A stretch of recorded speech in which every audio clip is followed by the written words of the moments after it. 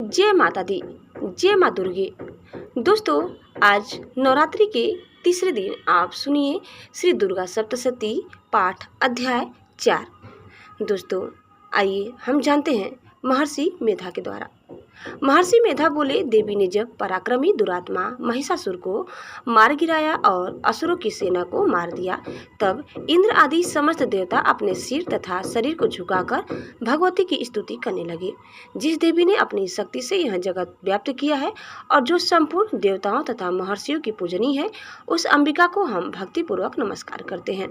वह हम सबका कल्याण करे, जिस अतुल प्रभाव और बल का वर्णन भगवान विष्णु, शंकर और ब्रह्मा जी भी नहीं कर सके, वही चंडिका देवी इस संपूर्ण जगत का पालन करे और अशुभ भय का नाश करे। पुण्य आत्माओं के घरों में तुम स्वयं लक्ष्मी रूप हो और पापियों के घरों में तुम अलक्ष्मी रूप हो, और सतकुल में उत्पन्न होने वालों के लिए तुम लज्जा रूप होकर उनके घरों में निवास करती हो। हम दुर्गा भगवती को नमस्कार करते हैं। हे देवी, इस विश्व का पालन करो। हे देवी, हम तुम्हारे अचिंत्य रूप का किस प्रकार वर्णन करें। असुरों का नाश करने वाले भारी पराक्रम तथा समस्त देवताओं और दैत्यों के विषय में जो तुम्हारे पवित्र चरित्र है, उनका हम किस प्रकार वर्णन करें। हे देवी, त्रिगुणात्मिका होने पर भी तुम संपूर्ण जगत की उत्पत्ति का कारण हो। हे देवी, भगवान विष्णु, शंकर आदि किसी भी देवता ने तुम्हारा पार नहीं पाया। तुम सबकी आश्रय हो। यह संपूर्ण जगत तुम्हारा ही अंश रूप है, क्योंकि तुम सबकी आदिभूत प्रकृति हो। हे देवी, तुम्हारे जिस नाम के उच्चारण से संपूर्ण यज्ञों में सब देवता तृप्ति लाभ करते हैं, वह स्वाहा तुम ही हो। इसके अतिरिक्त तुम पितरों की तृप्ति का कारण हो, इसलिए सब आपको स्वधा कहते हैं।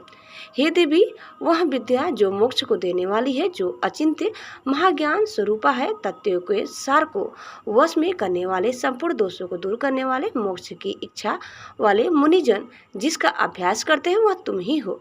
तुम वाणी रूप हो और दोष रहित ऋग तथा यजुर्वेदों की एवं उद्गीत और सुंदर पदों के पाठ वाले सामवेद की आश्रय रूप हो। तुम भगवती हो। इस विश्व की उत्पत्ति एवं पालन के लिए तुम वार्ता के रूप में प्रकट हुई हो, और तुम संपूर्ण संसार की पीड़ा हरने वाली हो। हे देवी, जिससे सारे शास्त्रों का जाना जाता है, वह मेधा शक्ति तुम ही हो, और दुर्गम भवसागर से पार करने वाली नौका भी तुम ही हो। लक्ष्मी रूप से विष्णु भगवान के हृदय में निवास करने वाली और भगवान महादेव द्वारा सम्मानित गौरी देवी तुम ही हो। मंद मुस्कान वाले निर्मल पूर्णचंद्र बिंब के समान और उत्तम स्वर्ण की मनोहर कांति से कमनीय तुम्हारे मुख को देखकर भी महिषासुर क्रोध में भर गया। वह बड़े आश्चर्य की बात है। और हे देवी, तुम्हारा यही मुख जब क्रोध से भर गया तो उदय काल के चंद्रमा की भांति लाल हो गया और तनी हुई भौहों के कारण विकराल रूप हो गया। उसे देखकर भी महिषासुर के शीघ्र प्राण नहीं निकल गए। यह बड़े आश्चर्य की बात है। आपके कुपित मुख के दर्शन करके भला कौन जीवित रह सकता है। हे देवी, तुम हमारे कल्याण के लिए प्रसन्न हो। आपके प्रसन्न होने से इस जगत का अभ्युदय होता है, और जब आप क्रोध हो जाती हैं तो कितने ही कुलों का सर्वनाश हो जाता है। यह हमने अभी अभी जाना है कि जब तुमने महिषासुर की बहुत बड़ी सेना को देखते देखते मार दिया है। हे देवी, सदा अभ्युदय प्रताप देने वाली तुम जिस पर प्रसन्न हो जाती हो, वहीं देश में सम्मानित होते हैं। उनके धन यश की वृद्धि होती है, उनका धर्म कभी शिथिल नहीं होता है, और उनके यहाँ अधिक पुत्र पुत्रियाँ और नौकर होते हैं। हे देवी, तुम्हारी कृपा से ही धर्म आत्मा पुरुष प्रतिदिन श्रद्धापूर्वक यज्ञ करता है और धर्मानुकूल आचरण करता है, और उसके प्रभाव से स्वर्गलोक में जाता है, क्योंकि तुम तीनों लोकों में मनवांछित फल देने वाली हो। हे माँ दुर्गे, तुम स्मरण करने पर संपूर्ण जीवों के भय नष्ट कर देती हो, और स्थिर चित्त वालों के द्वारा चिंतन करने पर उन्हें और अत्यंत मंगल देती हो। हे दरिद्र दुख नाशनी देवी, तुम्हारे सिवा दूसरा कौन है। तुम्हारा चित्त सदा दूसरों के उपकार में लगा रहता है। हे देवी, तुम शत्रुओं को इसलिए मारती हो कि उनके मारने से दूसरों को सुख मिलता है। वह चाहे नरक में जाने के लिए चिरकाल तक पाप करते रहे हों, किंतु तुम्हारे साथ युद्ध करके सीधे स्वर्ग को जाएं, इसलिए तुम उनका वध करती हो। हे देवी, क्या तुम दृष्टिपात मात्र से समस्त असुरों को भस्म नहीं कर सकती। अवश्य ही कर सकती हो, किंतु तुम्हारा शत्रुओं को शस्त्रों के द्वारा मारना इसलिए है कि शस्त्रों के द्वारा मरकर वे स्वर्ग को जावें। इस तरह से हे देवी, उन शत्रुओं के प्रति भी तुम्हारा विचार उत्तम है। हे देवी, तुम्हारे उग्र खड़ग की चमक से और त्रिशूल की नोक की कांति की किरणों से असुरों की आंखें फूट नहीं गई। उसका कारण यह था कि वे किरणों से शोभायमान तुम्हारे चंद्रमा के समान आनंद प्रदान करने वाले सुंदर मुख को देख रहे थे।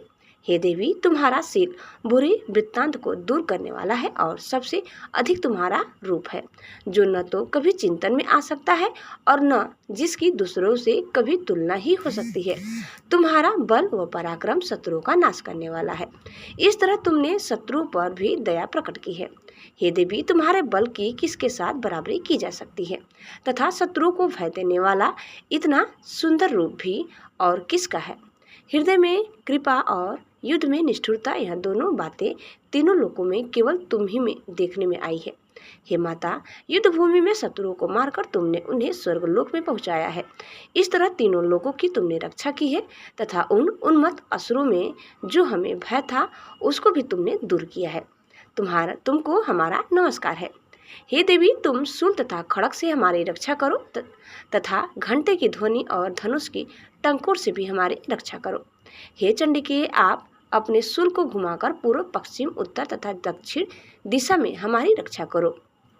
तीनों लोकों में जो तुम्हारे सौम्य रूप है तथा घोर रूप है, उनसे हमारी रक्षा करो तथा इस पृथ्वी की रक्षा करो।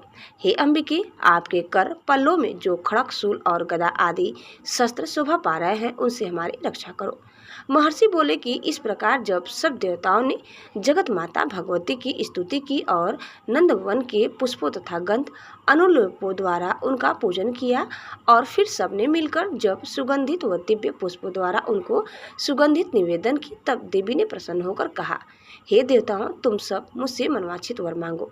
देवता बोले, हे भगवती, तुमने हमारा सब कुछ कार्य कर दिया, अब हमारे लिए कुछ भी मांगना बाकी नहीं रहा, क्योंकि तुमने हमारे शत्रु महिषासुर को मार डाला है। हे महेश्वरी, तुम इस पर भी यदि हमें कोई वर देना चाहती हो तो बस इतना वर दो कि जब जब हम आपका स्मरण करें तब तब आप हमारी विपत्तियों को हरण करने के लिए हमें दर्शन दिया करो।